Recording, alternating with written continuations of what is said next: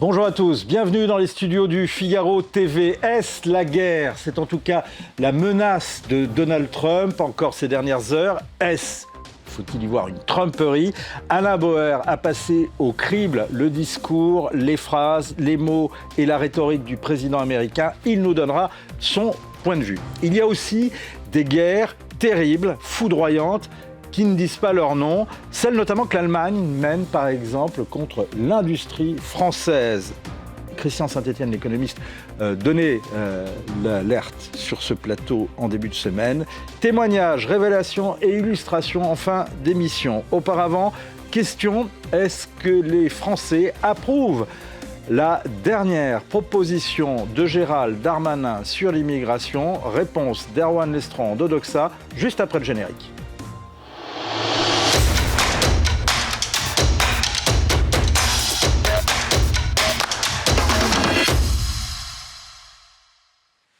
Bonjour Erwan Lestron. Bonjour. Gérald Darmanin était donc l'invité de notre confrère Darius Rocheblin dimanche dernier sur LCI. Et voici ce qu'il a notamment déclaré concernant l'immigration régulière. Donc si on veut un débat qui consiste à dire par exemple, imaginons une suspension de l'immigration pendant 2-3 ans, on pourrait imaginer cela. Monsieur Barnier avait parlé de moratoire, pourquoi pas? La contrepartie, c'est qu'il y a une augmentation des salaires pour que les métiers qu'aujourd'hui, ce que Marx appelait l'armée de réserve, que les étrangers font à très peu de frais, eh ben ce soit les étrangers en situation régulière ou les Français qui le font. Vous y seriez favorable à ça? Oui. Un moratoire? À une suspension, oui. Suspension pendant 2-3 ans. On peut trouver quelques exceptions, notamment pour les médecins, pour des chercheurs, pour quelques étudiants.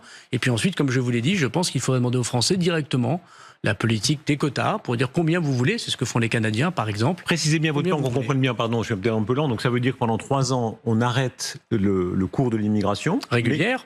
Donc le regroupement familial, l'immigration de travail, par exemple. Alors, on a interrogé les Français, vous avez interrogé les Français sur cette proposition de Gérald Darmanin, donc d'interrompre, de suspendre l'immigration régulière pendant 3 ans. Qu'est-ce qu'en pensent les Français?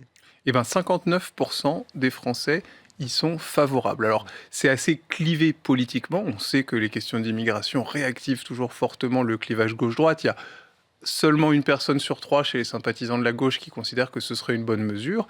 Mais c'est une mesure qui est très soutenue chez les sympathisants Renaissance et plus fortement encore chez les sympathisants LR et chez les sympathisants RN. 6 Français sur 10, donc, qui jugent que ce serait une bonne mesure, c'est élevé. Et c'est vrai que c'est un taux de soutien à une fermeté sur les questions d'immigration qu'on avait déjà observé quand on faisait des sondages au moment de la loi immigration à la fin de l'année 2023. On voyait que les Français sont favorables à une fermeté et à un contrôle des frontières accru.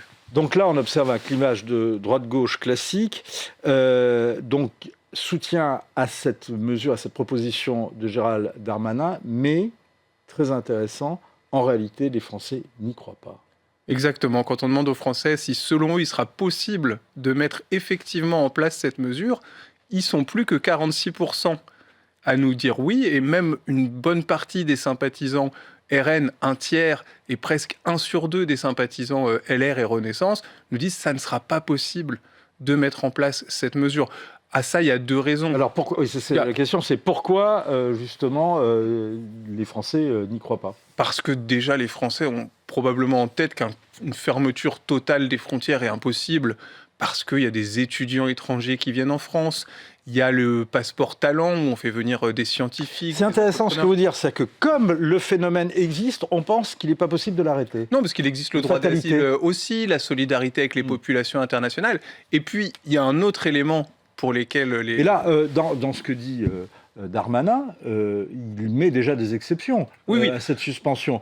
Donc, on peut penser que mettre ces exceptions permettrait de rendre possible cette mesure. Alors, à ça s'ajoute le sentiment très critique des Français à l'égard de l'action gouvernementale en matière d'immigration.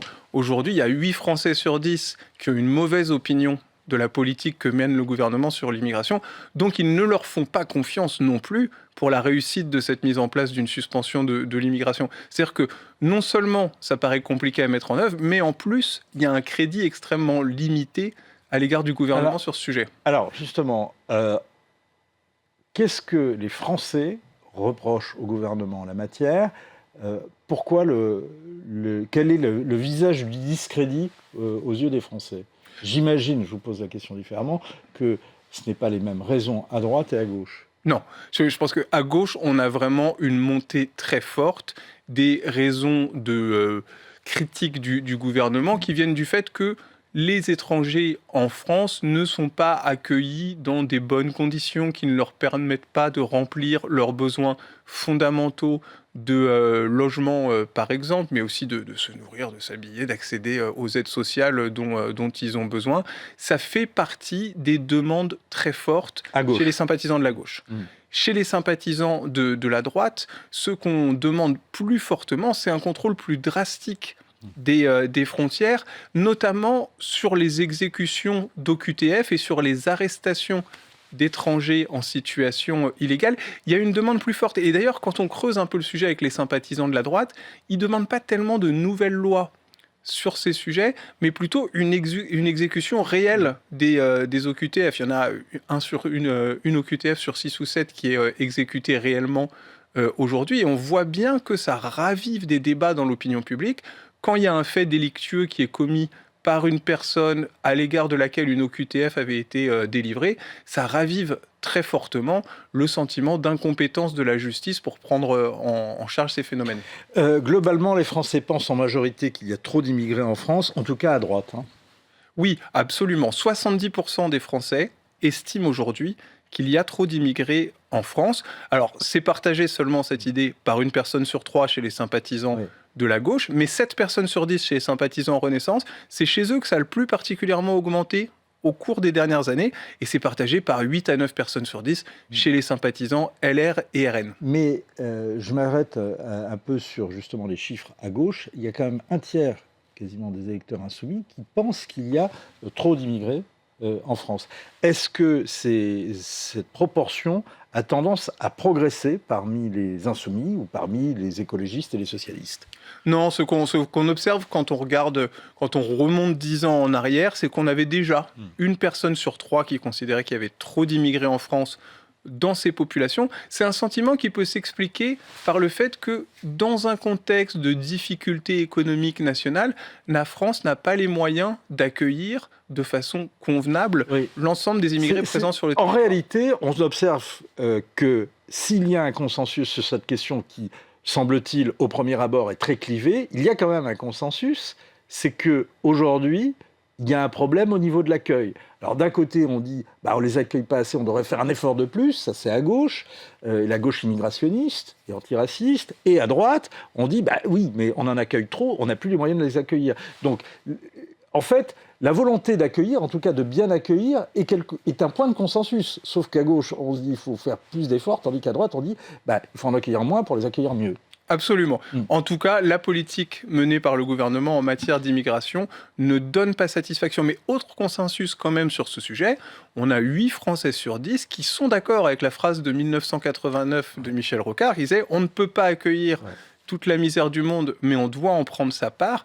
8 Français sur 10 sont favorables. C'est vrai qu'il y a tout de même une pensée un peu complexe des Français. J'ai vu cette analyse que vous faites de votre sondage sur la pensée complexe. Mais le problème d'une pensée complexe, c'est qu'à la fin, on n'y comprend plus rien. Mais en fait, il y a quelque chose d'assez clair. C'est ce qu'on se disait avant. C'est-à-dire que les Français ont un cœur. Et donc après, il y a la question de la préférence nationale, où peut-être à gauche, on est plus universaliste et qu'à droite, on est plus à charité bien ordonnée, commence par soi-même, mais il y a une volonté, en tous les cas, on voit bien que c'est sur cette question de l'accueil et que quand même, il y a un consensus.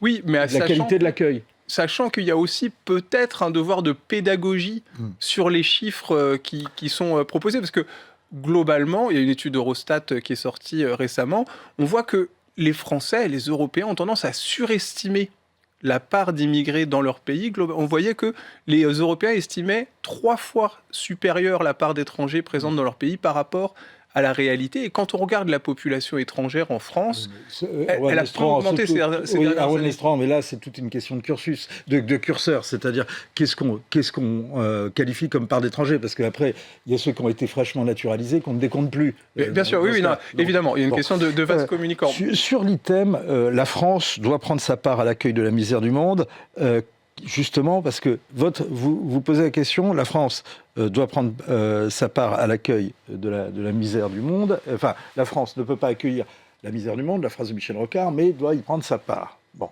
mais il y a deux propositions dans cette phrase. D'un côté, on ne peut pas accueillir toute la misère du monde, et après, on doit prendre sa part. Sur l'item, la France doit prendre sa part. Comment l'adhésion à cette idée se répartit ? Est-ce que, là aussi, il n'y a pas un clivage droite-gauche ? C'est-à-dire, est-ce qu'il n'y a pas une majorité à gauche pour penser ça, et à droite, ceux qui le pensent sont plutôt minoritaires ?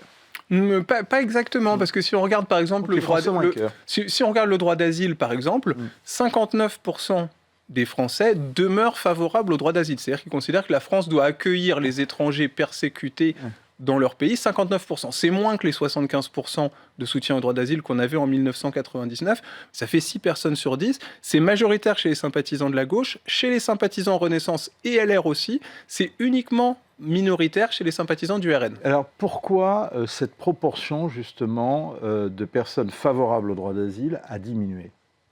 Alors, on peut imaginer qu'il y a eu des grandes vagues migratoires à partir des printemps arabes qui ont donné un sentiment de submersion migratoire à une partie de la population, à tort ou à raison, mais qui ont créé une espèce de raideur dans l'opinion sur ces sujets. Est-ce que, et c'est ce qu'on lit également dans les commentaires du sondage, est-ce que, dans tous les cas, l'interprétation qu'en propose Odoxa, est-ce que il n'y a pas aussi le fait que ce droit d'asile a été parfois abusé pour pouvoir rentrer sur le territoire national ? On voit aujourd'hui d'ailleurs que des personnes qui sont rentrées, notamment en Suède, qui étaient rentrées dans le pays et qui ont acquis un certain nombre de droits à la faveur du droit d'asile, mais demandent à revenir dans leur pays d'origine pour les vacances. Donc la Suède vient de dire OK, là on n'accorde plus le droit d'asile dans ces cas-là. Est-ce qu'il n'y a pas justement le sentiment que le droit d'asile a parfois été utilisé de manière extensive ?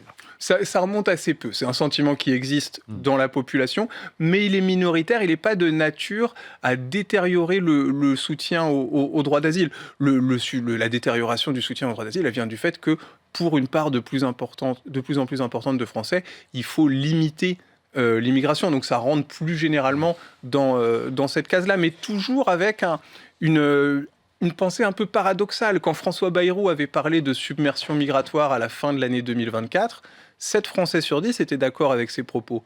Mais dans le même temps, ils étaient aussi, au même moment, 6 sur 10 à être d'accord avec les propos de François Bayrou quand il disait que l'immigration était nécessaire pour l'économie du pays, car certains métiers ne pouvaient plus être pratiqués par les Français qui ne voulaient pas les occuper. Donc il y a quand même une certaine pensée paradoxale, le sentiment que l'immigration est nécessaire pour l'économie, mais cette question sur les conditions de l'accueil, et une partie des sympathisants de la droite aussi, qui considèrent qu'il y a un lien entre immigration irrégulière et insécurité, et que tout ça a un poids pour le pays.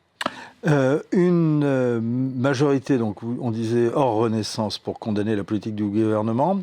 À l'inverse, aucun parti ne recueille la majorité pour traiter le problème, quand on pose la question, mais quand même, il faut le reconnaître, il y a un avantage au RN, et surtout une légitimité pour le RN chez les électeurs de droite. Oui, tout à fait. C'est vrai qu'on a demandé aux Français pour chacune de ces formations, est-ce que selon vous, elle mènerait une bonne ou une mauvaise politique en matière d'immigration ? 46% des Français nous ont dit que le RN mènerait une bonne politique en matière d'immigration. C'est très loin devant les scores sur cet indicateur des LR, 30%, qui pâtissent peut-être de leur lien passé avec la majorité présidentielle, parce que la majorité présidentielle est la formation politique la moins bien évaluée. Seulement 24% des Français considèrent qu'elle mène une bonne politique en matière d'immigration. C'est à peu près ce qu'on a pour le nouveau Front populaire, 25%. Donc 46% des Français qui pensent que le RN mènerait une bonne politique en matière d'immigration, c'est très élevé. C'est plus bas que ce chiffre chez les sympathisants de la gauche, mais c'est partagé à un niveau élevé et chez les sympathisants LR et chez les sympathisants du RN. Mais c'est déjà connu. Quand on faisait des sondages au moment du débat d'entre-deux tours, on voyait bien que 60% des Français faisaient plus confiance à Marine Le Pen sur les questions d'immigration, contre 4 sur 10 à Emmanuel Macron. C'est un sujet sur lequel la ligne d'autorité et de fermeté du Rassemblement national répond aux attentes des Français dans la période actuelle. Ce sera ma dernière question, Erwan Lestran. Est-ce qu'il faut y voir un thème important pour la prochaine campagne présidentielle ? Oui, ça fait partie du top 5 des thèmes qui vont structurer les choix électoraux. Quand on demande aux Français quels sont les thèmes les plus importants à leurs yeux pour la France, le coût de la vie arrive très nettement en tête, au même niveau que l'accès à la santé aux médecins généralistes et aux médecins spécialistes, la sécurité également à un niveau élevé, mais derrière, au même niveau, l'éducation et l'immigration arrivent à des niveaux élevés, sachant que c'est un sujet extrêmement affectif pour toute une partie de l'électorat, cette question de l'immigration, qui réactive la polarisation entre la gauche et la droite. Allez, question subsidiaire encore, mais quand je vous écoute, une autre me vient à l'esprit. Si on fait l'addition, d'un côté, la question de l'immigration, la question de l'éducation, la question du pouvoir d'achat et la question de l'accès aux soins, est-ce que la question du déclassement ou de la crainte du déclassement ne peut pas être un thème structurant de la prochaine campagne présidentielle ?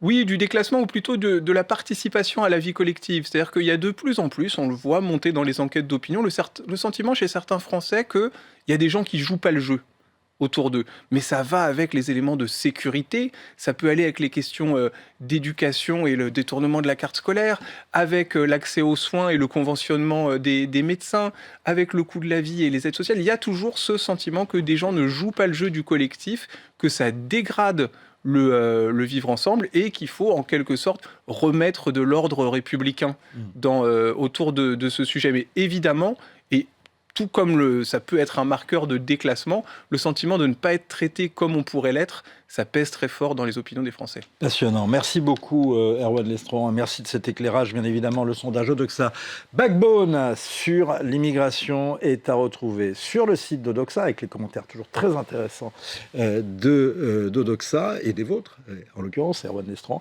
Et puis également à retrouver sur le site de Backbone et le site, bien évidemment, du Figaro. L'immigration, les frontières, ce sont des mots que l'on retrouve sans cesse dans un discours, celui de Donald Trump.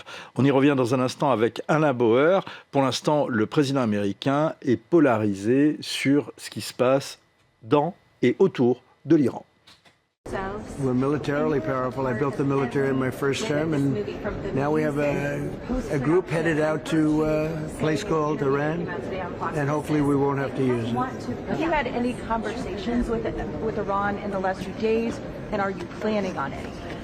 I have had, and I am planning on it, yeah. We have a lot of very big, very powerful ships sailing to Iran right now. And it would be great if we didn't have to use them. Okay? Can you say what the message was that you shared with Iranians? Well, I told them two things. Number one, no nuclear. And number two, stop killing protesters. They're killing them by the thousands. You know, I stopped 837 hangings 2 weeks ago. But they're going to have to do something. Nous avons de nombreux navires très importants et très puissants. Ce serait formidable si nous n'avions pas à les utiliser. Concernant les Iraniens, les dirigeants iraniens, ils tuent des milliers et des milliers.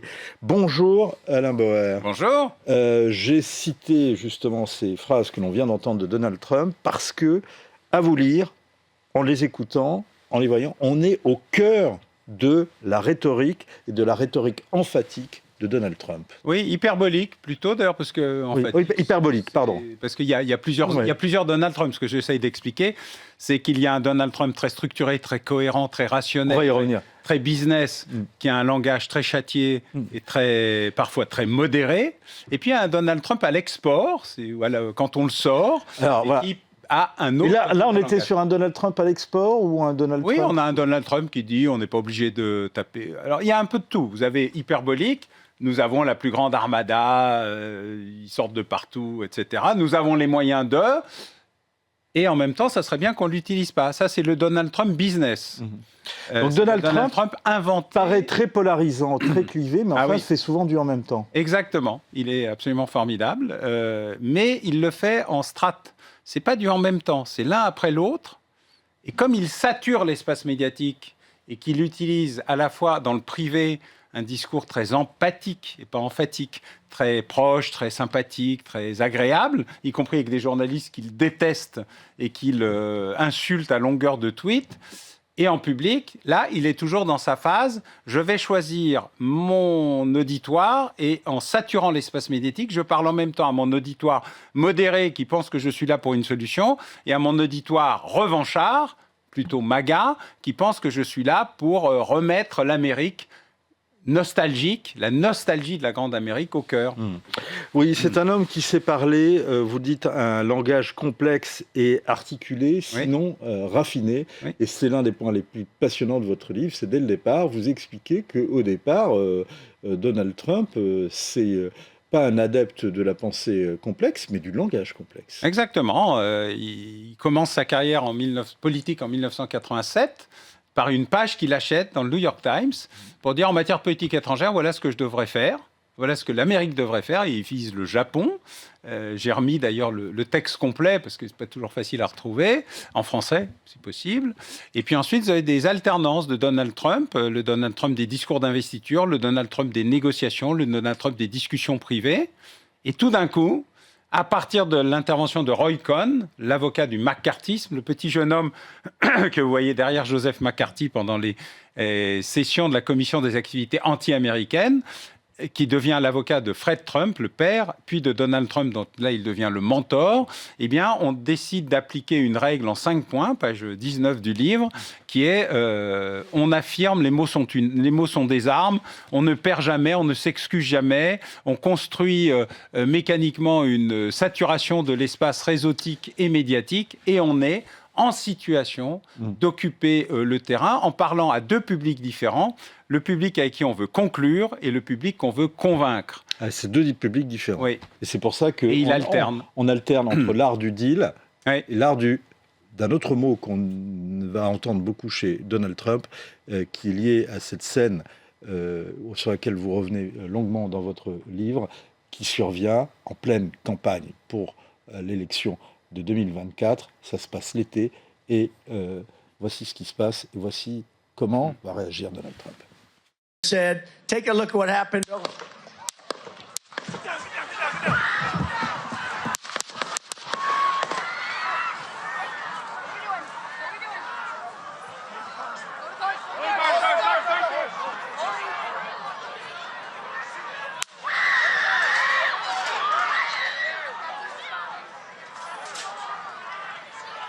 I got you, sir. I got you, sir.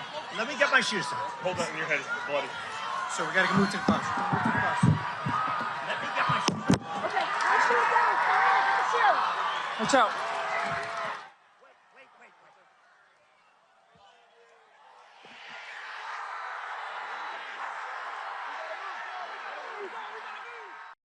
Alors c'est le 13 juillet 2024. Je voudrais qu'on s'arrête sur cette scène. C'est pas très loin de chez moi d'ailleurs. Comment, qu'est-ce qu'il y a de central? Est-ce que là, on est dans l'acmé du discours, de la rhétorique et de la communication? On est dans la bête politique. Il échappe de justesse à son assassinat.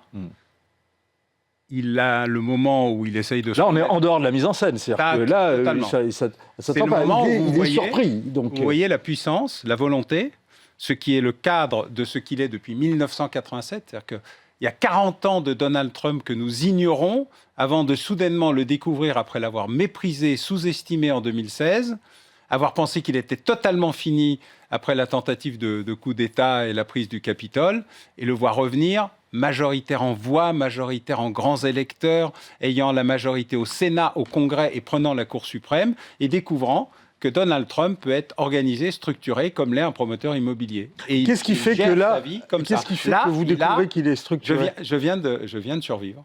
Donc, je suis un survivant. Et donc, quel est le gain que je peux obtenir? Parce qu'il y a toujours un gain chez Donald Trump. Là, le gain, c'est le point fight, levé. fight. Oui, quand il a le point levé, c'est-à-dire j'ai gagné. Non, j'ai survécu. Ouais. Fight. Il faut se battre. Et là, il gagne structurellement l'élection présidentielle. Le mot de fight, c'est quelque chose qui est c'est un mot qui est au cœur de la rhétorique trumpienne. Tout est hyperbolique, la bataille, tout est une bataille, tout est un combat, tout est... Voilà, il faut éliminer l'adversaire, il n'y a pas de limite, il n'y a pas d'emballage, il n'y a pas de cette espèce de... On ne va pas dire les mots trop forts, etc. Pas du tout. Tout chez lui est la destruction de l'adversaire. Tout est fantastique quand c'est lui, hyperboliquement. Tout est absolument négatif quand c'est les autres. Mais ça, c'est en public. Les mêmes, et vos collègues du The Atlantic, ou vos collègues du New York Times ont eu droit, l'un à 3h du matin, à une invitation à la Maison-Blanche. Il n'en revient pas, il se fait insulter tous les jours par Donald Trump. Et il écrit 33 pages de résumé de sa visite. Et il a un Donald Trump aimable, gentil, qui lui offre du thé, des petits gâteaux, qui lui fait visiter. Voilà. Vos collègues de New York Times, et pourquoi 23 000 mots. Pourquoi ? Parce qu'il est le Donald Trump qui essaye de montrer que c'est un vrai patron, c'est un vrai chef d'État, qu'il n'est pas le Donald Trump qui est présenté à l'extérieur pour faire la campagne. Là, il gouverne.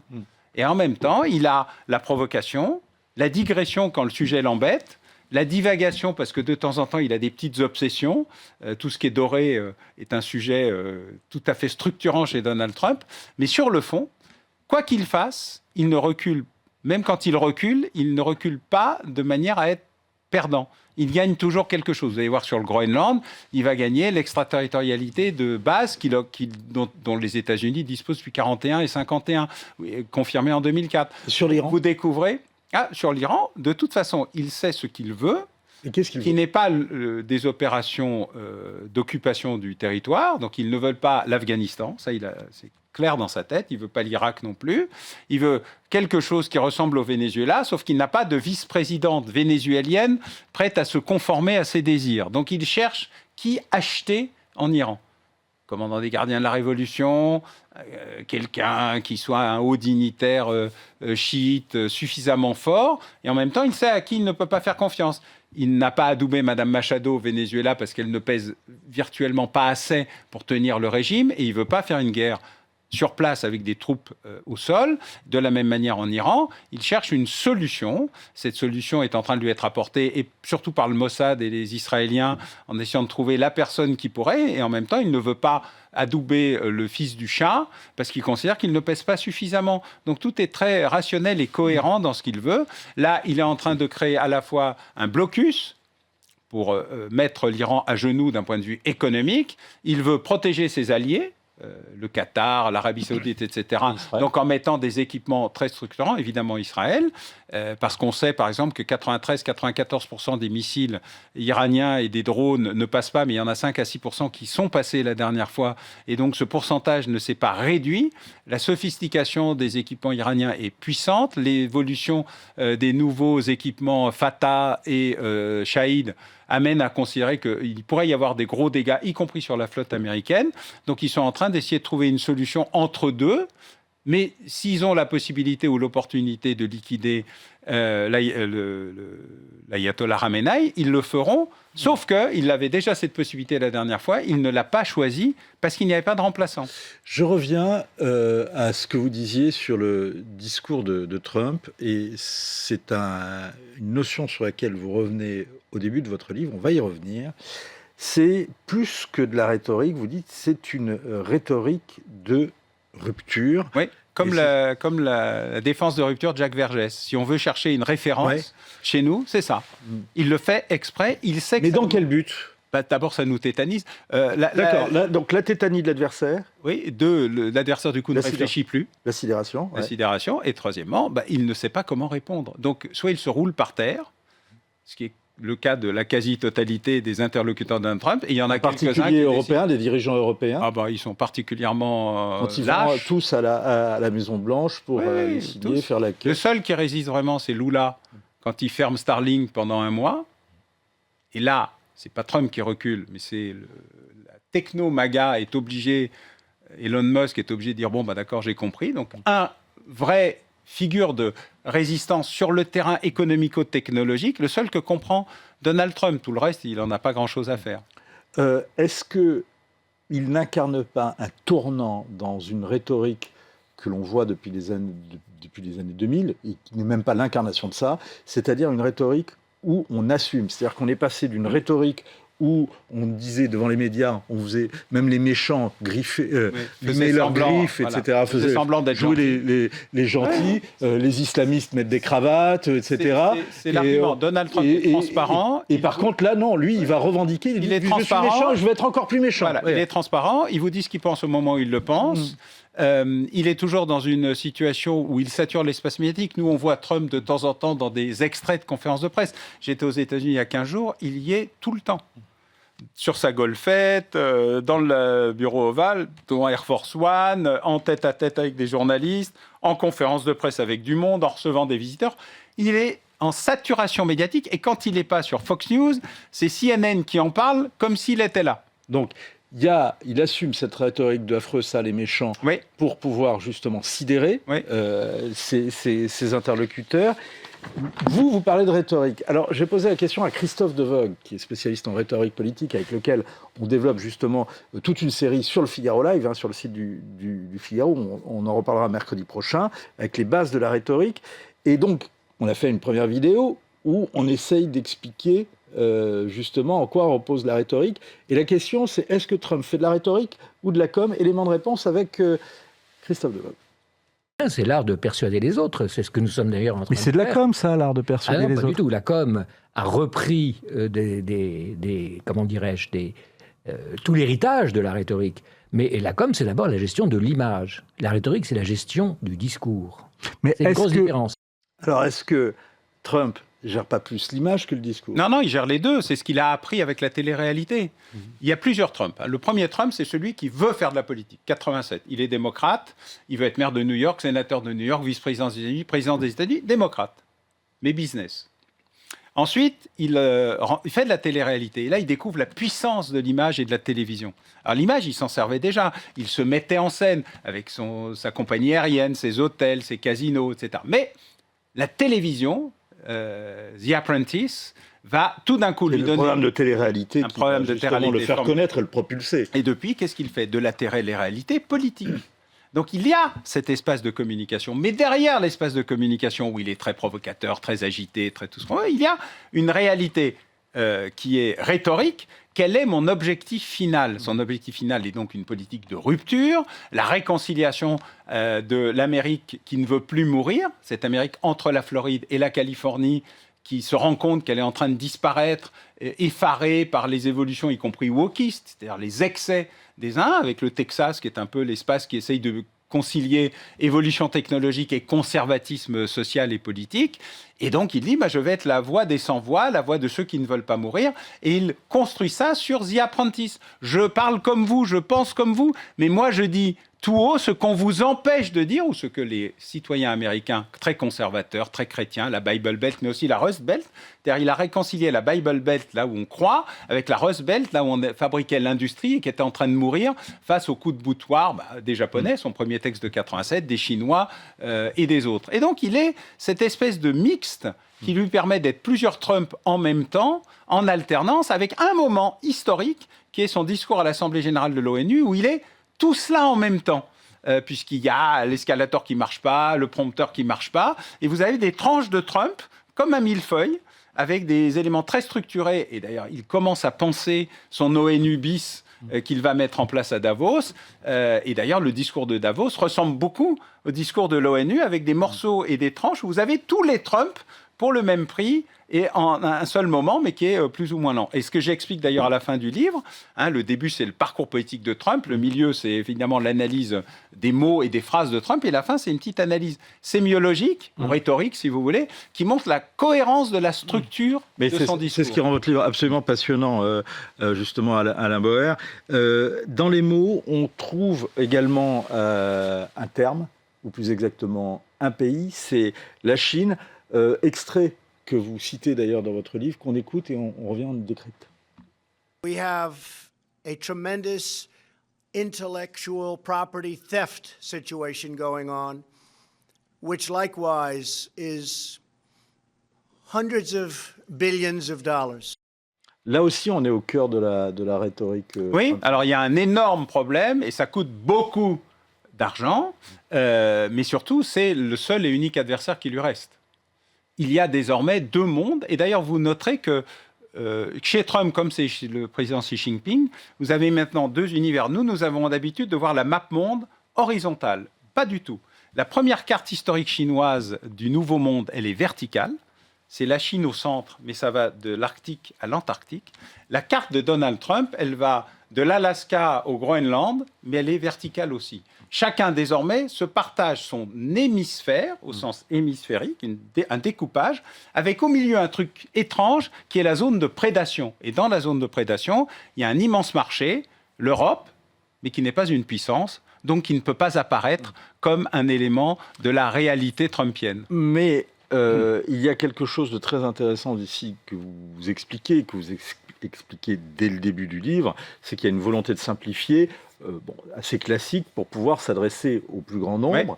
Ouais. Mais est-ce que justement, dans cette façon de faire, dans cette construction rhétorique, on ne retrouve pas l'essence de ce qu'est la politique, qui est de donner du sens aux choses? Absolument. Finalement, quand Trump dit « mais ce sont des voleurs de propriété intellectuelle », et bien évidemment, la Chine procède de façon très subtile et très technique. Si on rentre dans le détail de la manière dont les Chinois manœuvrent, d'évaluation, transfert de technologie, tout ça, c'est très technique, c'est très complexe.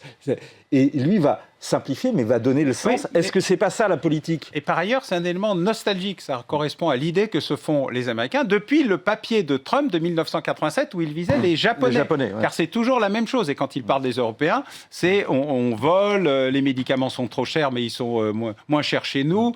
Donc il y a toujours l'idée qu'on se fait piquer quelque chose en passant. Mais d'abord, c'est dépassé. C'est-à-dire que les Chinois aujourd'hui n'ont plus besoin de copier. Ils sont naturellement en avance et c'est une partie du problème qui est en train de se poser. Est-ce que finalement, le secret aussi de Trump, et je reviens à ce que disait Christophe de Vogue, à ce que vous disiez, à ce que cette scène donc, du 13 juillet 2024 où il échappe à la tentative d'assassinat, le point levé, est-ce que le secret de Trump, ce n'est pas l'alliage d'un discours simple, de formules choc et de la mise en scène? Oui, et derrière cela, comme Mandrake le magicien, derrière la main gauche, il nous fait oublier qu'il y a une main droite, c'est celle qui nous pique le portefeuille. Et en fait, la difficulté qu'on a aujourd'hui, notamment dans les médias européens et occidentaux, c'est comprendre qu'il ne faut pas s'arrêter au Trump provocateur, digressif. Au Trumperie. Voilà, au Trumperie.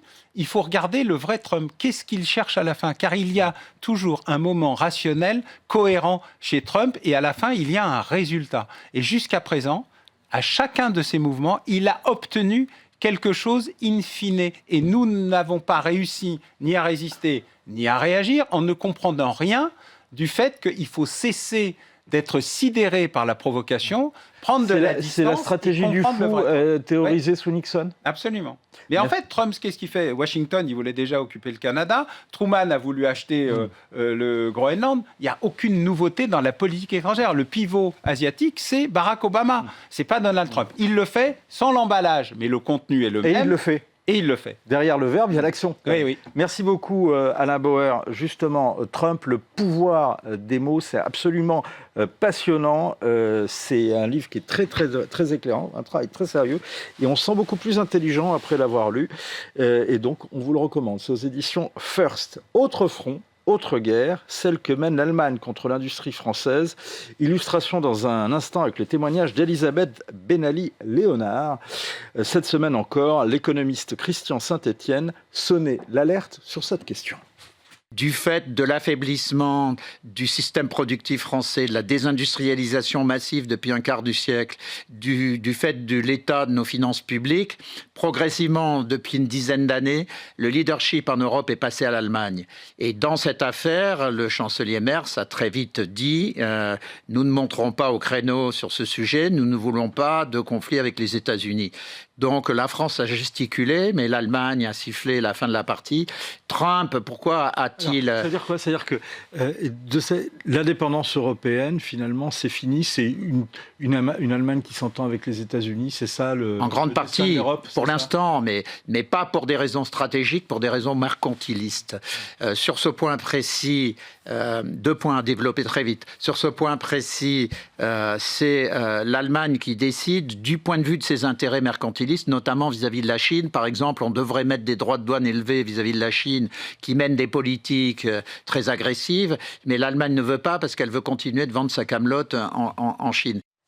L'emprise de l'Allemagne, vous l'avez constaté, Elisabeth Ben Ali-Léonard, bonjour. Bonjour. Après un coup de foudre dans tous les sens du terme, vous avez eu un coup de foudre, c'est France Paratonnerre, une entreprise spécialisée dans des paratonnerres améliorés que vous proposez de reprendre le 30 avril 2008.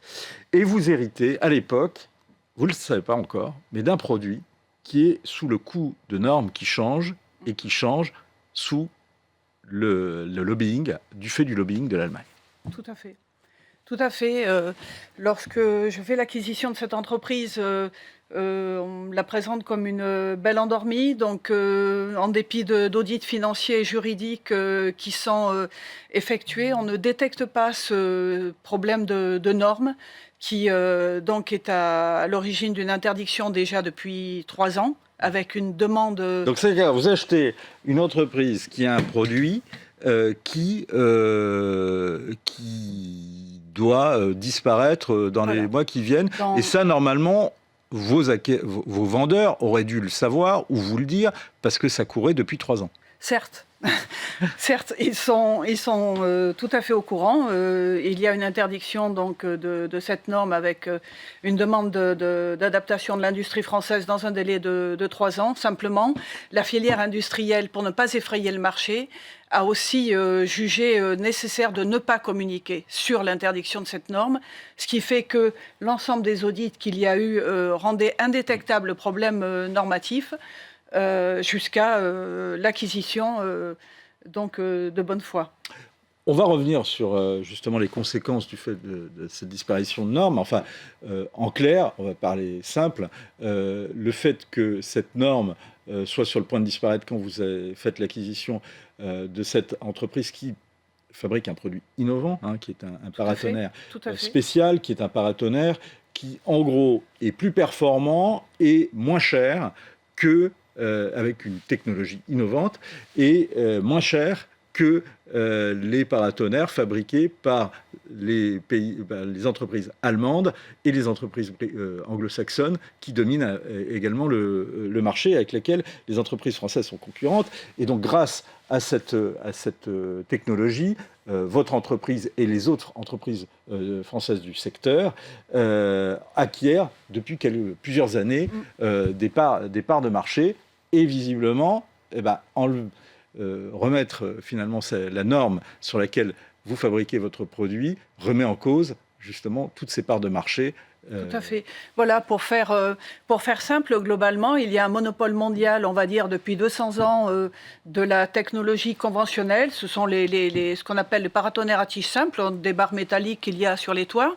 Et pendant ces 200 ans, on va dire que cette technologie va être la seule à protéger le marché mondial. Et dans les années 75-80, à la faveur notamment de recherche du CNRS, la France met au point une technologie disruptive qui s'appelle le paratonnerre à dispositif d'amorçage et qui a pour spécificité, par un phénomène d'ionisation, de capter le traceur de la foudre en avance de phase par rapport à la technologie conventionnelle proposée par en gros, au lieu que la foudre tombe directement sur le paratonnerre, votre paratonnerre, il arrive à capter la foudre et la prendre en avance avant. de phase, et donc elle va avoir un rayon de protection plus important et donc être moins cher. Et ça, c'était c'était une innovation technologique, et en plus, ça rendait le produit moins cher. Bon, les Allemands essayent, et c'est ce que vous racontez, j'aimerais bien que vous décriviez ce phénomène, comment les industriels allemands manœuvrent pour imposer leurs normes et tuer leurs concurrents. En fait, comment ils manœuvrent la France, les industriels français qui ont essaimé, qui ont donc industrialisé cette technologie, dont France Paratonnerre, mon entreprise, donc, ont, depuis, on va dire, sur une quinzaine d'années, pris 35% de part du marché mondial. Ils ont pris 35% de part du marché mondial à la technologie, notamment proposée par l'Allemagne, mais aussi par les États-Unis, la Chine, par des grosses ETI. Et donc, ces ETI, ces entreprises, se disent, on ne va pas laisser des petites PME françaises venir nous manger la laine sur le dos et prendre notre marché. Donc, ils vont mettre en œuvre une stratégie, réfléchir à une stratégie. C'est cette stratégie, justement, que j'aimerais bien que vous nous détailliez. Et cette stratégie, en quoi elle concerne? Ils se disent, on a une filière française qui vient déranger notre marché et qui va grossir de plus en plus. Comment la neutraliser? Le moyen de la neutraliser, on est dans un marché qui est encadré par des normes et par la réglementation. Comme on le sait, ou en tout cas, je le répète, la norme fait le marché. Qui fait la norme fait le marché. Et donc, leur stratégie va être de dire, puisque c'est un marché de sécurité qui est encadré par des normes, finalement, si on fait supprimer cette norme, on neutralise le marché, on neutralise la filière. Et donc, pour faire neutraliser une norme et de la réglementation, il faut sensibiliser les acteurs qui sont dans ces écosystèmes de la norme, des règlements, des arrêtés, de tout ce qui est référentiel. Alors commence un travail qui va consister à la fois à dénigrer la norme auprès des autorités, y compris des autorités françaises. Ce qui est formidable, c'est que là, on a un condensé des absurdités françaises. On a un rapport d'un organisme du ministère de l'Environnement qui joue un peu les idiots utiles, qui s'inquiète de votre norme, mais sans se préoccuper des normes allemandes. Tout à fait. En fait, ce qui va se passer, c'est que effectivement, ils regardent si on peut jouer sur le terrain international ou européen. Le terrain européen est plus favorable. L'Allemagne a quand même bien noyauté les pays d'Europe de l'Est, alors que la France est un petit peu isolée.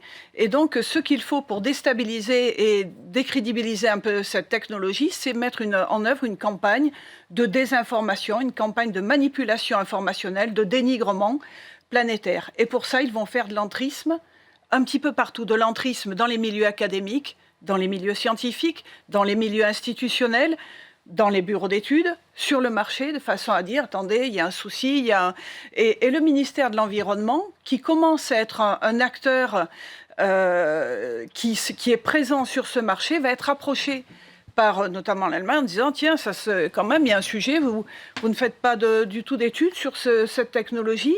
Et donc, pour le coup, l'INERIS, à l'époque, va, avec les éléments dont il dispose, qu'il va recueillir, présenter, élaborer une étude sur les technologies de protection contre la foudre, mais en fait seulement sur la technologie française. La technologie allemande n'est pas questionnée, il n'y a aucun rétexte qui est fait, et il va délivrer un rapport à charge contre la technologie PDA, qui la met en question et qui vont mettre contre la... Tout à fait. Alors ça, c'est la première phase. Donc nos organismes jouent les idiots utiles.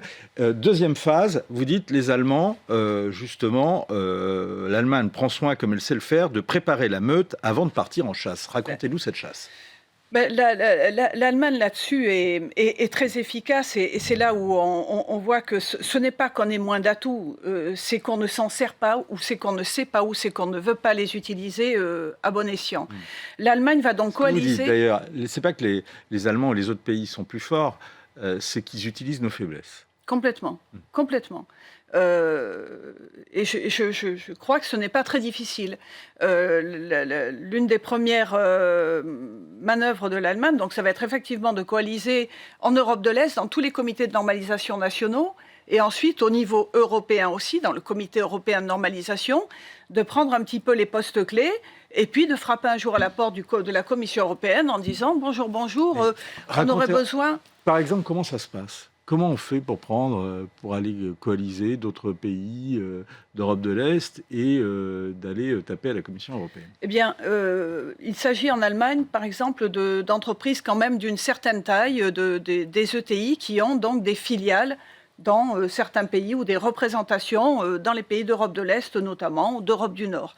Ce qui ne veut pas dire que la France, avec des entreprises plus petites, n'aurait pas pu le faire. Mais comment ils s'y prennent? À travers leurs filiales, ils demandent à leur directeur technique, ils disent, tiens, il y a le comité national là à Varsovie, ce serait bien que tu t'inscrives pour défendre notre technologie dans le comité national de normalisation.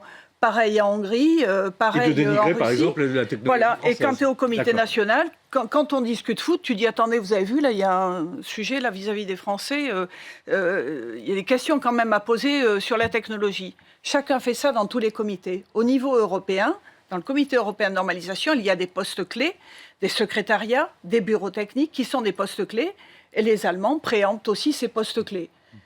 Ce que vous êtes en train de me dire, c'est que ce qu'ils font au niveau des paratonnerres industriels est, somme toute, je ne sais pas, la répétition ou la déclinaison de ce qu'on voit également au niveau européen et de la Commission européenne. Actuellement, oui, mais on le Et voit. ce que disait Christian Sabaty. On le voit, on l'a vu dans plein de sujets d'actualité très récents sur non pas c'est pas la puissance de l'Allemagne, c'est la faiblesse de la France, c'est l'incapacité à tenir des positions et à passer à l'offensive, à tenir des positions fermes vis-à-vis de l'Allemagne, à noyauter les postes clés, à faire suffisamment d'influence et de présence à Bruxelles pour défendre nos positions. Pendant ce temps-là, vous, Elisabeth Ben Ali-Léonard, vous essayez de vous dépêtrer du bourbier dans lequel vous êtes plongé, parce que vous découvrez que votre entreprise, si cette norme sur laquelle vous bâtissez vos produits est complètement rend votre produit obsolète, il faut soit défendre la norme, soit trouver un nouveau produit. Et c'est toute une série de problèmes auxquels vous êtes confrontés, et c'est une litote de le dire. Mais il y a une bonne surprise, c'est l'engagement des policiers français qui viennent vous alerter. Voilà, en fait, je dirais que quand j'arrive en 2008, j'arrive après la fête, puisque la norme a été interdite. Les Allemands ont obtenu d'harmoniser les normes européennes, ont obtenu d'être plus puissants. Puis au moment du vote, comme c'est un milieu par consensus, le vote a été en faveur de la technologie allemande pour faire une norme européenne qui recouvre la norme française et qui l'interdit. Et donc, quand j'achète l'entreprise, effectivement, elle n'a plus que 6 mois de vie devant elle, puisque la norme va être interdite. Et donc... je vous avouerai que les premiers mois, je me demande si j'ai une capacité à retourner une entreprise en 6 mois. Ouais. Et donc, quelques mois après, je vais avoir effectivement la visite des services de sécurité intérieure qui, dans un premier temps, me questionnent. On avait tellement de soucis, d'hostilité, de manœuvres à notre encontre que je m'interroge un peu en les voyant débarquer dans l'entreprise. Et pour le coup, donc, ces services de la DGSI me disent « Nous sommes ici pour défendre les intérêts économiques français. Nous avons été saisis d'une campagne de dénigrement planétaire de votre technologie et on est ici pour vous aider. » Alors après, c'est passionnant, il faut lire votre livre. Vous arrivez à mobiliser les acteurs de la filière, à vous battre, vous organisez des conférences, vous menez le combat. Bien sûr, vous êtes accueilli comme un chien dans un jeu de quilles, c'est le moins qu'on puisse dire. Mais pour autant, pour votre entreprise, ça ne suffira pas, puisque finalement, les banques ne vous suivent pas dans cette affaire. Non, alors, je ne vais même pas dire qu'elles ne nous suivent pas, parce qu'elles nous suivaient. À un moment donné, il va y avoir alors qu'on est, je dirais, totalement dans les ratios et avec une situation positive. Qu'est-ce qui se passe-t-il ? Eh bien, ce qui se passe, c'est qu'à un moment donné, alors d'abord, j'assigne en justice et la justice le vendeur, ça on le voit dans le livre, mais pourquoi les banques ne vous suivent pas ? Les banques ne nous suivent pas parce qu'à un moment donné, elles ont intérêt, l'une d'entre elles a intérêt à faire tomber l'entreprise. C'est plus lucratif, ça lui permettra, de ce qui nous est expliqué, donc de passer des provisions, plutôt que simplement de maintenir les engagements qu'elle avait prévus à 2 ans. Donc lui faire déposer le bilan lui permettra de tirer les garanties d'abord de BPI France, à l'époque Oseo, et ce faisant de faire passer des provisions. Donc c'est plus intéressant fiscalement. Okay. Donc de faire tomber il manque un soutien des banques. Il y a un certain soutien des banques aujourd'hui pour les entreprises françaises des pouvoirs publics, mais il y a un problème à ce niveau-là, au niveau des banques. Aujourd'hui, il y a un souci, et pas qu'au niveau des banques, mais il y a un souci aujourd'hui quand on ouvre les Échos, c'est un avis d'obsèques chaque semaine avec les 2 pages. Donc oui, il y a un souci. Comme le sous-traitant corrézien LMB Aerospace qui est vendu aux Américains. Voilà, c'est le dernier sujet. Rapidement. C'est une perte de maîtrise. LMB Aerospace, c'était une entreprise. C'est quelque chose que je ne comprends pas. Je m'interroge sur la lisibilité de la politique européenne de sécurité, française, de sécurité économique, européenne aussi d'ailleurs. C'est illisible. On a une entreprise qui a des actifs stratégiques pour la défense.